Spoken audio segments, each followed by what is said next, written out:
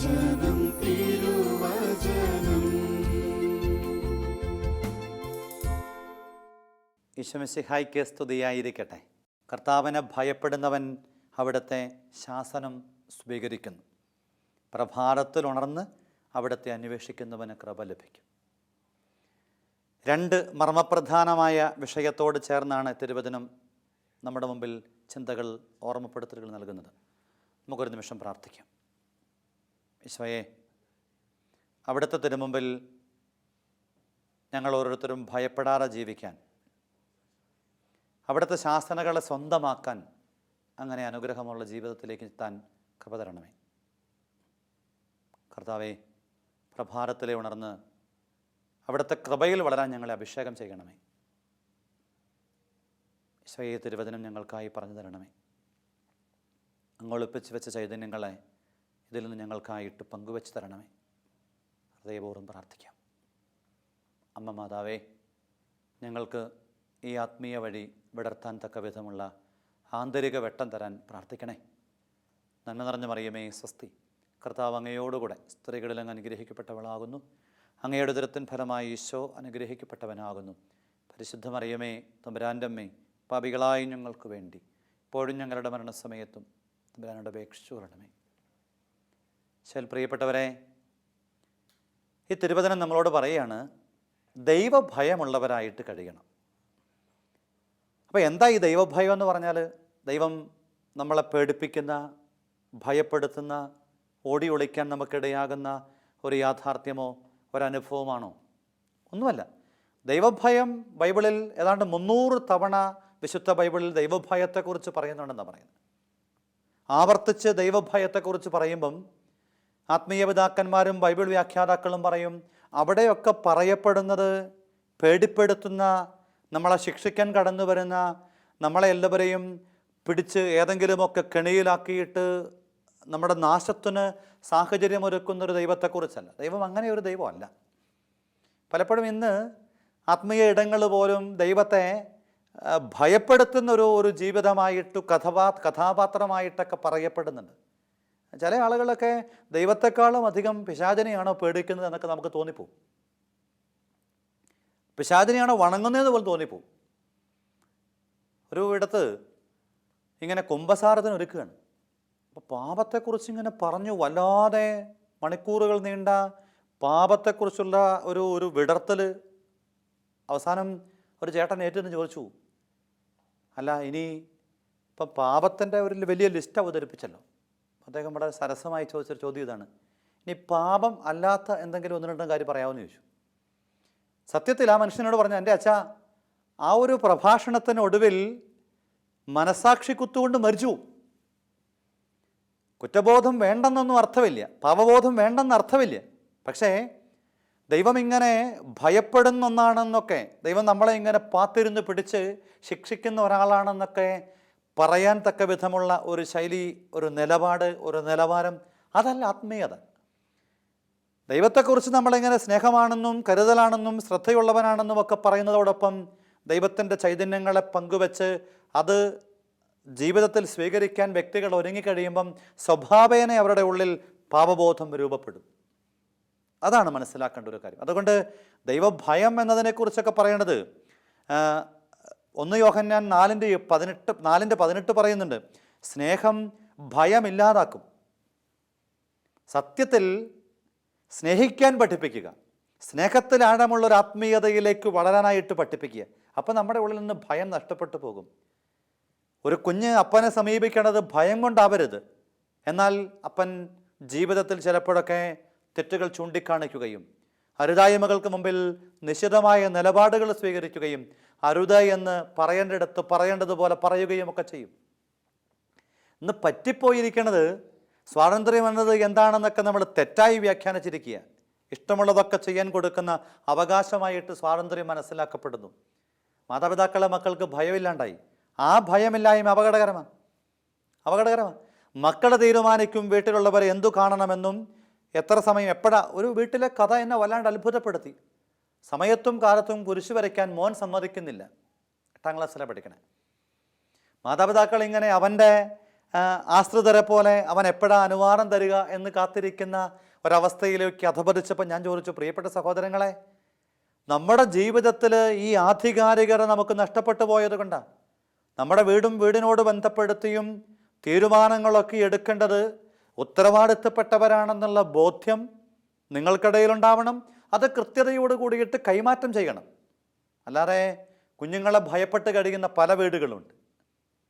അരുത് എന്ന് പറയാൻ ബലമില്ലാത്ത ഒരുപാട് ജീവിതങ്ങളുണ്ട്. ഈ അരുത് എന്ന് പറയാനായിട്ടും അവർ ചെയ്യേണ്ട പ്രവൃത്തികൾ ചെയ്യണമെന്നും ചെയ്യാൻ പാടില്ലാത്തവ ചെയ്യരുത് എന്നും പറയാൻ കരുത്തില്ലാത്ത വിധം ജീവിതത്തിൽ നമ്മൾ മാറുന്നുണ്ടെങ്കിൽ എനിക്ക് കിട്ടിയ ആത്മീയ വെളിച്ചം നമുക്ക് അടിസ്ഥാനപരമായിട്ട് ദൈവഭയമില്ല, ദൈവാശ്രയബോധമില്ല, നമ്മുടെ ജീവിതത്തിൽ മൂല്യാധിഷ്ഠിതമായൊരു ജീവിതശൈലിയില്ല. മാതാപിതാക്കളുടെ ജീവിതത്തിൽ ദൈവഭയം ഉണ്ടായിരിക്കുകയും ദൈവാശ്രയബോധം ഉണ്ടായിരിക്കുകയും മൂല്യാധിഷ്ഠിതമായ ഒരു ജീവിതശൈലി ഉണ്ടാവുകയും ചെയ്താൽ നിശ്ചയമായിട്ടും അവർക്ക് മക്കളുടെ മുൻപിൽ ആധികാരികമായിട്ടും നിവർന്നു നിന്ന് അരുത് എന്ന് പറയാനായിട്ടുള്ള ആത്മബലം ഉണ്ടാവും. അതുകൊണ്ട് ദൈവഭയം നമ്മൾ മനസ്സിലാക്കേണ്ടത് ലോകത്തിൻ്റെ കാഴ്ചപ്പാടിലല്ല. ലോകത്തിൽ ഒരുപാട് പ്രശ്നമുണ്ട്, അതിൻ്റെ പരിഹാരം ദൈവമാണ് എന്ന് ചിന്തിക്കുന്നതിന് പകരം എന്നാൽ ലോകം ഇന്ന് അങ്ങനെ പറഞ്ഞു വച്ചിരിക്കുക. അതായത് ലോകം മൊത്തം പ്രശ്നമാണ്, അതിൻ്റെ പരിഹാരം ദൈവമാണ് എന്ന് വെച്ചാൽ പ്രശ്നം കൂടുതലും ദൈവം അത് പരിഹരിക്കാനുള്ളൊരു കഥാപാത്രവുമായി പരിമിതപ്പെടുകയാണ്. എൻ്റെ പ്രിയപ്പെട്ടവരെ, പ്രപഞ്ചത്തെ മുഴുവനും സൃഷ്ടിച്ച് രൂപപ്പെടുത്തി പരിപാലിക്കുന്നവൻ ദൈവമാണ്. നമ്മൾ ഈ നോർമാലിറ്റിയെ അബ്നോർമാലിറ്റിയായി മാറ്റുന്ന ഒരു കാഴ്ചപ്പാടുണ്ട്. അതിപ്പോൾ നമ്മുടെ നാട്ടിൽ എല്ലാ കാര്യത്തിലുമുണ്ട്. ഏത് വൈകൃതത്തെയും ഒരൊറ്റ ലേബലൊട്ടിച്ചാൽ നമുക്കതിനെ അംഗീകരിക്കേണ്ടതായിട്ട് വരും. വൈകൃതമായ വേഷവിധാനമോ വൈകൃതമായിട്ടുള്ള തലമുടി വളർത്തലോ അല്ലെങ്കിൽ അങ്ങനെ നമുക്ക് സാമാന്യ ബുദ്ധിക്ക് നിരക്കാത്ത വൈകൃതത്തിൻ്റെ ഏതെങ്കിലും ഒരു പ്രകടനം നമ്മൾ ചോദ്യം ചെയ്യുമ്പം അതിനെ ചോദ്യം ചെയ്യപ്പെടാതിരിക്കാനുള്ള ടെക്നിക്ക് അത് ഫാഷനാണെന്ന് പറയാം. വളരെ സിമ്പിളാണ്. ഇതെന്താ മോനെ ഇങ്ങനെ എന്ന് ചോദിക്കുമ്പം അതിപ്പോഴത്തെ ഫാഷനാണ്. നമുക്ക് അത്ഭുതം തോന്നും. അതുകൊണ്ട് കൃത്യമായിട്ടും തിരിച്ചറിയേണ്ട ഒരു സത്യം, ജെറമിയ പ്രവചനം 10:12 പറയും, തൻ്റെ ശക്തിയിൽ ഭൂമിയെ സൃഷ്ടിച്ചതും ജ്ഞാനത്താൽ ലോകത്തെ സ്ഥാപിച്ചതും അറിവാൽ ആകാശത്തെ വരിച്ചതും അവിടുന്നാണ്. ദൈവമാണ് സർവശക്തൻ, ദൈവമാണ് ചൈതന്യം മുഴുവനുള്ളവൻ. അപ്പം മൊത്തം ഡിസോർഡർ നേരെയാക്കാൻ കഴിയുന്ന ഒരു ടെക്നീഷ്യനായിട്ട് ദൈവത്തെ പരിമിതപ്പെടുത്താൻ പാടില്ല. എന്തൊക്കെയോ പ്രശ്നങ്ങളുള്ളത് കൊണ്ട് പരിഹരിക്കാൻ കടന്നു വരുന്ന ഒരു കഥാപാത്രമായിട്ട്, ഒരു ഗസ്റ്റ് പ്രൊഫസറായിട്ട് ദൈവം അധപതിക്കാൻ പാടില്ല. ദൈവം എങ്ങനെയാ? ദൈവമാണ് സർവാധികാരി. അതുകൊണ്ടാണ് വെളിപാട് പുസ്തകം 4:8 പറയും, ആയിരുന്നവനും ആയിരിക്കുന്നവനും വരാനിരിക്കുന്നവനും സർവശക്തനുമായ ദൈവം പരിശുദ്ധൻ പരിശുദ്ധൻ പരിശുദ്ധൻ. വെളിപാടിൽ നിന്നുകൊണ്ട് യോഹന്നാൻ ലോകത്തോട് വിളിച്ചു പറയാണ്, ആയിരുന്നവനും ആയിരിക്കുന്നവനും വരാനിരിക്കുന്നവനും സർവശക്തനുമാണ് ദൈവം, അവിടുന്ന് പരിശുദ്ധനാണ്. ആവർത്തിച്ച് ഓർമ്മപ്പെടുത്ത്. അപ്പം നമ്മുടെ ഉള്ളിലും പതിയേണ്ട ഒരു വിചാരം, നമ്മുടെ ഹൃദയത്തിൽ ആഴമായിട്ട് സ്വാധീനമാകേണ്ട ഒരു വിചാരം, നമ്മൾ ഭയപ്പെടേണ്ടത് ലോകത്തിൻ്റെ ഒരു ഭയക്കാഴ്ചപ്പാടിലല്ല, സ്നേഹത്തിലധിഷ്ഠിതമായ ഒരു ആത്മീയ ചുവടിലാവട്ടെ. അതുകൊണ്ടാണ് യോഹന്നാൻ ശ്ലീഹ പറഞ്ഞത്, സ്നേഹം ഭയത്തെ ഉന്മൂലനം ചെയ്യാനായിട്ട് സഹായിക്കും. ഇനി ശരിക്കും ദൈവഭയം എന്താ എന്ന് ചോദിച്ചാൽ, ആഴമുള്ള ആദരവോടും സ്നേഹത്തോടും ബഹുമാനത്തോടും കൂടെ ദൈവത്തെ കാണുന്നു, അവിടുത്തെ ശക്തിയോട് വിധേയപ്പെട്ട് ജീവിക്കുന്നു. ആഴമുള്ള ബഹുമാനത്തോടും ആദരവോടും കൂടെ ദൈവത്തെ കാണുന്നു, അവിടുത്തെ ശക്തിയെ, അവിടുത്തെ അത്ഭുതകരമായ പ്രവൃത്തിയെ സ്നേഹത്തോടെ കരുതലോടെ കാണുന്നു, അറിയുന്നു. നമ്മൾ ചുറ്റുപാടിലൊക്കെ കാണുന്ന പല കാര്യങ്ങളും, പ്രത്യേകിച്ച് ഭയങ്ങളുണ്ടാക്കുന്ന പല കാര്യങ്ങളുണ്ട്. കാറ്റ്, മഴ, പ്രളയം, അപകടം. അതുമായിട്ട് ദൈവഭയത്തിന് ബന്ധമില്ല. അതൊരു സാഹചര്യത്തോട് ബന്ധപ്പെടുത്തിയിട്ട് ഒരു വ്യക്തിയിൽ സ്വാഭാവികമായിട്ടുണ്ടാകുന്ന ഒരു പ്രതികരണമാണത്. ദൈവഭയം അങ്ങനെ ഒന്നായിട്ട് നമ്മൾ കാണാൻ പാടില്ല. അതുകൊണ്ട് ദൈവഭയം അനുഗ്രഹമാക്കിയ ബൈബിളിലെ കഥാപാത്രങ്ങളാണ് ബൈബിളിൽ കൂടുതലുള്ളത്. അവിടെയാണ് നമ്മൾ ബൈബിളിലെ ദൈവഭയത്തെ മനസ്സിലാക്കേണ്ടത്. ബൈബിളിൽ നാം കണ്ടെത്തുന്ന ഒരുപാട് കഥാപാത്രങ്ങൾ ദൈവഭയത്തെ അനുഗ്രഹമാക്കിയവരാണ്. അപ്പം നമുക്കൊരു കാര്യം മനസ്സിലാകും, ദൈവഭയം അനുഗ്രഹത്തിന് കാരണമായി മാറുമെങ്കിൽ അത് ജീവിതത്തിലുള്ള നല്ലതാണ്. പണ്ടൊക്കെ നമ്മൾ പറയാം, ആരെങ്കിലുമൊക്കെ ഇച്ചിരി പേടിയുള്ള നല്ലതാണ് എന്നുവെച്ചാൽ മനുഷ്യനെയല്ല. ബൈബിളിൽ ലൂക്കാസ് വിശുദ്ധത്തിൽ കാണുന്ന ദൈവത്തെ ഭയപ്പെടാത്ത, മനുഷ്യനെ മാനിക്കാത്ത ഒരു ന്യായാധിപൻ. അപകടകാരിയായ വ്യക്തിയാണ്. അയാളുടെ പുറത്താണ് എഴുതി ഒട്ടിക്കേണ്ടത് highly explosive handle with care. അപകടകാരിയാണ്, ആറ്റം ബോംബിന് സമാനമാണ്. ദൈവത്തെ ഭയമില്ല, മനുഷ്യനെ മാനിക്കുന്നില്ല. അവിടെയാണ് തിരുവചനം പറയുന്നത് ദൈവഭയം അനുഗ്രഹമാക്കിയ ചില ജീവിതങ്ങളെ. അബ്രാഹാം മകനെ ബലിയർപ്പിക്കാനായിട്ട് മോറിയാമലയിൽ കത്തി ഉയർത്തിക്കൊണ്ടൊരു മനുഷ്യൻ നിൽക്കുകയാണ്. ഏകപുത്രനെ ബലിയർപ്പിക്കാനായിട്ട് പോകുമ്പം ഒരപ്പൻ്റെ നെഞ്ചിൻ്റെ പിടയ്ക്കൽ, ഹൃദയത്തിൻ്റെ ഭാരം, ജീവിതത്തിന് നൊമ്പരം സങ്കല്പിക്കാൻ പോലും പറ്റില്ല. പക്ഷേ ഒരു ഭയവുമില്ലാതെ, ഒരു ഭയാശങ്കകളിൽ ഇല്ലാതെ അവനെ പിടിച്ച് ബലിപീഠത്തിൽ കിടത്തിയിട്ട് കത്തി ഉയർത്തുമ്പം ഉൽപ്പത്തി പുസ്തകം 22:12 പറയും, കുട്ടിയുടെ മേൽ കൈവയ്ക്കരുത്, അവനെ ഒന്നും ചെയ്യരുത്, നീ ദൈവത്തെ ഭയപ്പെടുന്നുവെന്ന് എനിക്ക് ഉറപ്പായി, നിൻ്റെ ഏകപുത്രനെ നൽകാൻ നീ മടിച്ചില്ല. അബ്രാഹത്തിൻ്റെ ജീവിതം ഒരു രക്ഷയുടെ അനുഗ്രഹ ജീവിതമായിട്ട് രൂപാന്തരപ്പെട്ടതിൻ്റെ പുറകിലെ കാരണം അബ്രാഹത്തിന് ദൈവഭയമുണ്ടായിരുന്നു എന്നാണ് തിരുവചനം പഠിപ്പിക്കുന്നത്. അപ്പം ബൈബിളിൽ ദൈവഭയം അനുഗ്രഹമാക്കിയ ഒന്നാമത്തെ ജീവിതം അബ്രാഹത്തിൻ്റെ ആണെങ്കിൽ രണ്ടാമത്തെ ജീവിതം ജോബിൻ്റെ ജീവിതമാണ്. ജോബിൻ്റെ കഥ നമുക്ക് എല്ലാവർക്കും അറിയാം.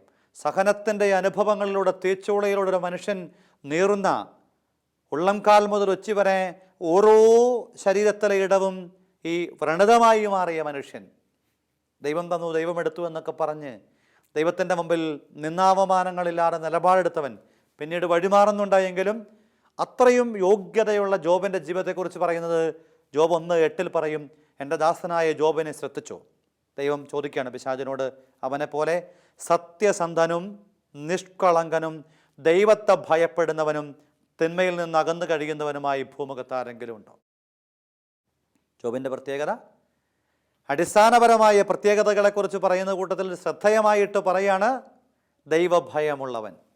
ജോബ് ദൈവത്തെ ഭയപ്പെട്ടവനാണ്. ജോബിൻ്റെ പുസ്തകം 42-ാം അധ്യായത്തിൻ്റെ അവസാനമാകുമ്പോഴത്തേക്ക് നമ്മൾ കാണുന്നുണ്ട്, ജോബ് തൻ്റെ സ്നേഹിതന്മാർക്ക് വേണ്ടി, സ്നേഹിതന്മാരല്ല ശത്രുക്കളാണ്, ശരിക്കും സ്നേഹിതന്മാരായിരുന്നു, അവർ എതിരായിട്ട് ജോബിൻ്റെ അടുത്ത് വന്ന് സംസാരിക്കുന്നു, ജോബുമായിട്ട് അവർ ഏറ്റുമുട്ടുന്നു. അങ്ങനെ ശരിക്കും ജോബിൻ്റെ ശത്രുക്കളായി മാറി. അവരുമായിട്ട് ജോബ് രമ്യതപ്പെട്ട് കഴിയുമ്പോഴാണ് തിരുവചനം പറയുന്നത്, ജോബ് തൻ്റെ സ്നേഹിതന്മാർക്ക് വേണ്ടി പ്രാർത്ഥിച്ചപ്പോൾ ദൈവം നഷ്ടമായതൊക്കെ, നഷ്ടപ്പെട്ടതൊക്കെ ഇരട്ടിയായിട്ട് തിരിച്ചു കൊടുത്തു. അതുകൊണ്ട് ജോബിനെ നമ്മൾ കാണുന്നുണ്ട് ബൈബിളിൽ. ജോബ് ഈ ദൈവഭയത്തോടു കൂടെ ജീവിച്ച് അനുഗ്രഹം പ്രാപിച്ച ഒരു കഥാപാത്രമാണ്. അപ്പം സഹനാനുഭവങ്ങളെ ദൈവഭയത്തോടു കൂടെ സമീപിച്ച് രക്ഷാകരമാക്കാൻ ജോബ് നമ്മളെ ഓർമ്മപ്പെടുത്തുന്നു, പഠിപ്പിക്കുന്നു. മൂന്നാമത്തെ ഒരു കഥാപാത്രം അപ്പസ്തോല പ്രവർത്തനം 12:2 നമ്മൾ കാണുന്ന കൊർന്നേലിയൂസ് എന്ന് പറയുന്ന മനുഷ്യനാണ്. ഈ കൊർന്നേലിയൂസിൻ്റെ പ്രത്യേകതയായിട്ട് തിരുവചനം പറയുന്നത് കൊർന്നേലിയൂസ് ദൈവഭയമുള്ള വ്യക്തിയായിരുന്നുവെന്ന് അപ്പസ്തോല പ്രവർത്തനം ഓർമ്മപ്പെടുത്തും. അപ്പം ദൈവത്തെ ഭയപ്പെടുക എന്ന് വെച്ചാൽ ദൈവത്തോട് ചേർന്ന് ദൈവാശ്രയ ബോധത്തിൽ, ദൈവവിശ്വാസത്തിൽ, ദൈവം നൽകുന്ന അനുഗ്രഹങ്ങൾക്ക് നന്ദിയും ദൈവത്തോട് മറുതലിക്കാത്ത മനസ്സുമുള്ള ജീവിതമായിട്ട് മുൻപോട്ട് പോവുക എന്നാണ്. മറ്റൊരു കഥാപാത്രം നമ്മൾ കാണുന്നത്, മോശ തൻ്റെ നേതാക്കന്മാരെയൊക്കെ തിരഞ്ഞെടുക്കുമ്പം കൃത്യമായിട്ട് പറഞ്ഞു വെച്ച ഒരു സത്യം, അവർ ദൈവഭയമുള്ളവരാകണം.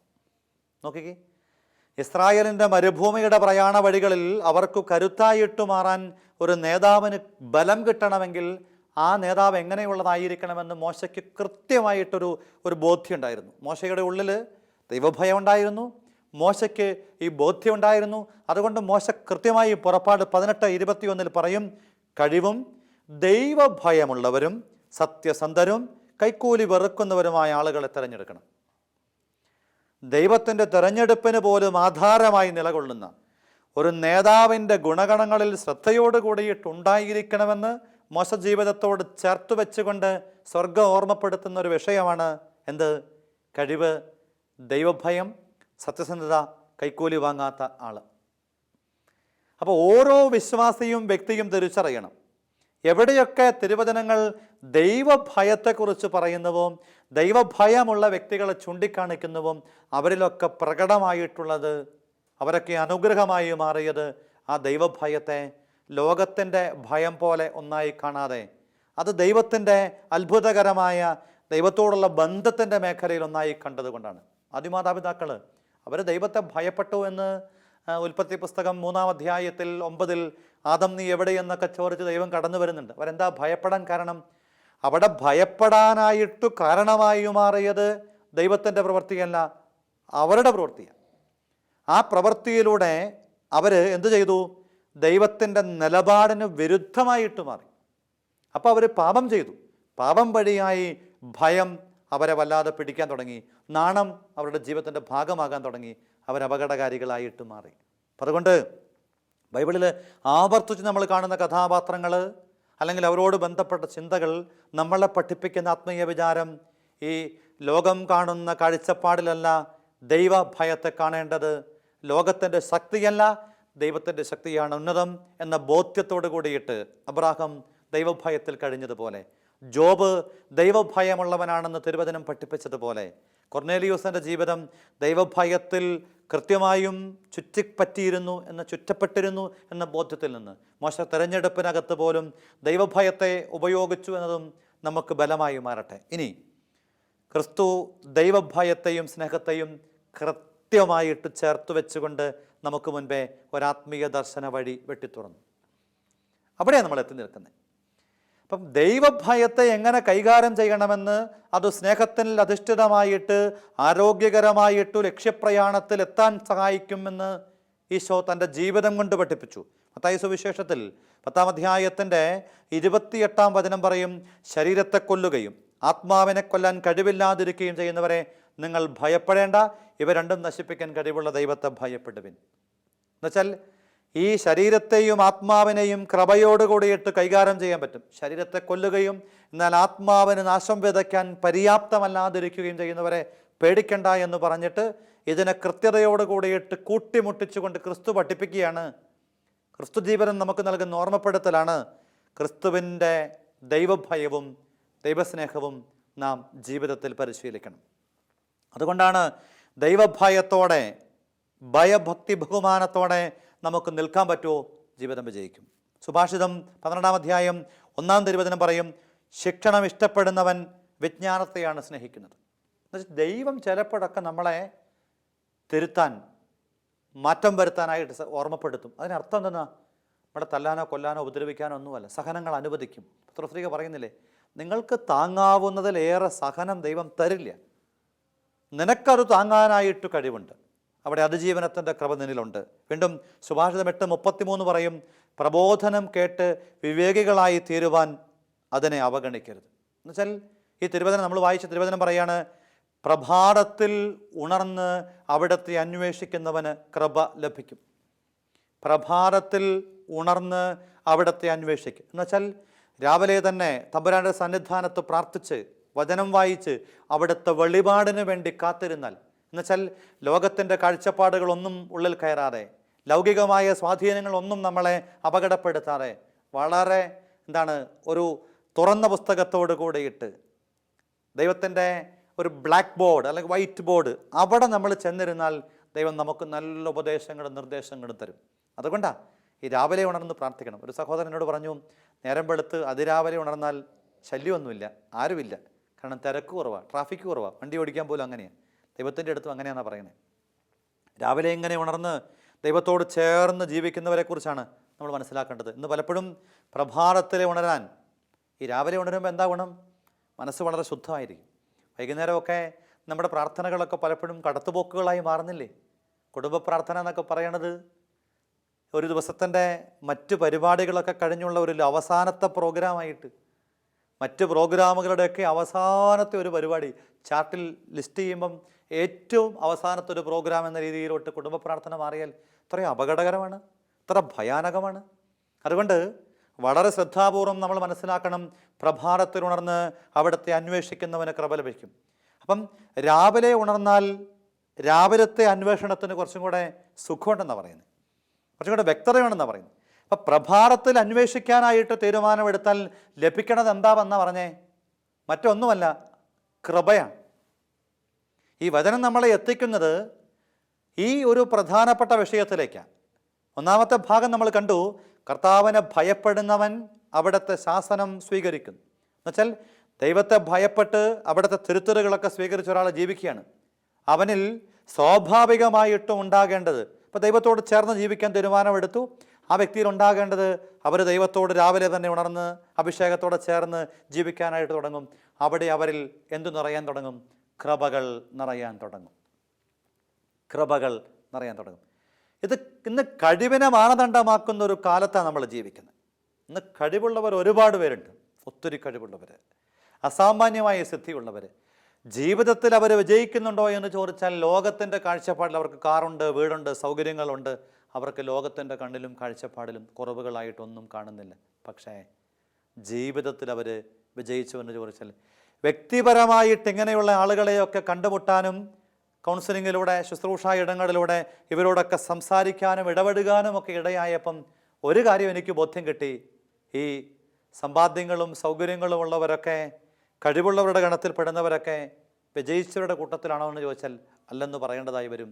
എന്നാൽ കൃപയുള്ളവരാണ് വിജയം നേടിയവർ. അതുകൊണ്ട് ദൈവത്തോട് ചേർന്ന് ഭയം ഉപേക്ഷിച്ച് തിരുത്തലുകൾ സ്വീകരിച്ച് പ്രഭാതത്തിൽ ഉണർന്ന് നമ്മൾ എന്തിനു വേണ്ടി കൊതിയോടെ യാചിക്കണം? കൃപയ്ക്ക് വേണ്ടി യാചിക്കണം. നല്ല ദർശനം കിട്ടിയ മാതാപിതാക്കളൊക്കെ പറയുന്ന ഒരു കാര്യം എൻ്റെ മനസ്സിലുണ്ട്. അച്ഛാ, മക്കളുടെ ജീവിതത്തിൽ ഒറ്റ ലക്ഷ്യമേ ഉള്ളൂ, നല്ല വിശ്വാസമുള്ള കുടുംബത്തിൽ വിവാഹത്തിലൂടെ എത്തണം, അല്ലെങ്കിൽ ജീവിത പങ്കാളിയായിട്ട് നല്ല വിശ്വാസമുള്ളൊരു കുടുംബത്തിൽ നിന്ന് ഒരു മകളെ കിട്ടണം. വീണ്ടും പറയാണ്, എന്നും ഈ കുഞ്ഞുങ്ങളുടെ ജീവിതം അടിസ്ഥാനപരമായ മൂല്യാധിഷ്ഠിതമായ ഒരവസ്ഥയിലൂടെ മുൻപോട്ട് പോകണം. ഇവരെക്കുറിച്ച് നല്ലത് കേൾക്കാൻ തോബിത്തിൻ്റെ പുസ്തകത്തിൽ തോബിയാസും സാറായും വിവാഹ ജീവിതം കഴിഞ്ഞ് തോബിയാസിൻ്റെ വീട്ടിലേക്ക് മടങ്ങുമ്പം സാറായുടെ അപ്പനും അമ്മയും പറയാണ്, നിന്നെക്കുറിച്ച് നല്ലത് മാത്രം കേൾക്കാനിടയാവട്ടെ. ഇതാണ് കൃപ എന്ന് പറയുന്നത്. കൃപ നാം കരുതുന്ന പോലെ ലോകത്തിൻ്റെ കാഴ്ചപ്പാടിലെ താൽക്കാലികമായ ഒരു അനുഗ്രഹമല്ല. ഏത് പ്രതിസന്ധിയെയും ഏത് പ്രതികൂലതയെയും അതിജീവിക്കാൻ സ്വർഗം തരുന്ന വലിയ അഭിഷേകമാണ്.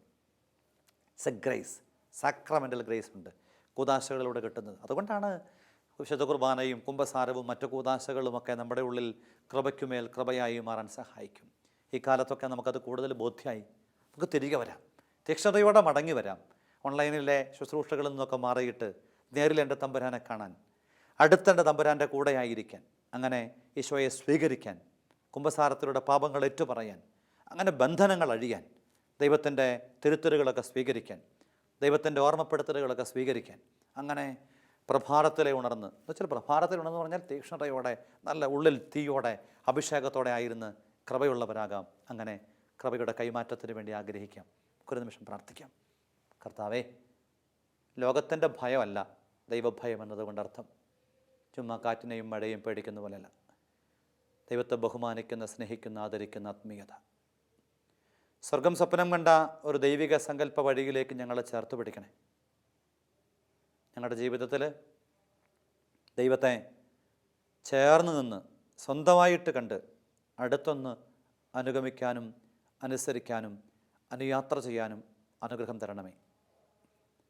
അബ്രാഹത്തെ പോലെ, മോശയെ പോലെ, ജോബിനെ പോലെ, കൊർന്നേലിയൂസിനെ പോലെയൊക്കെ ഞങ്ങളും ദൈവഭയം ഉള്ളവരെന്ന് അടയാളപ്പെടുത്താൻ, അങ്ങനെ അനുഗ്രഹമുള്ളവരാകാൻ കൃപ തരണമേ. ക്രിസ്തു തൻ്റെ ജീവിതത്തിൽ സ്നേഹം കൊണ്ട് ഭയത്തെ ഉന്മൂലനം ചെയ്ത ആ ചൈതന്യത്തെ ഞങ്ങൾക്ക് പഠിപ്പിച്ചു തന്നതുപോലെ പഠിക്കാൻ കൃപ തരണമേ.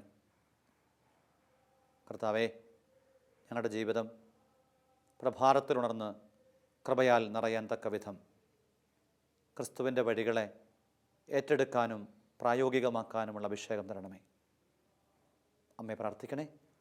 വിശുദ്ധരെ മാധ്യസ്ഥം തേടുന്നു. എല്ലാ അനുഗ്രഹങ്ങളും ഉണ്ടാവട്ടെ. ഈശോ മിശിഹായ്ക്ക് സ്തുതിയായിരിക്കട്ടെ.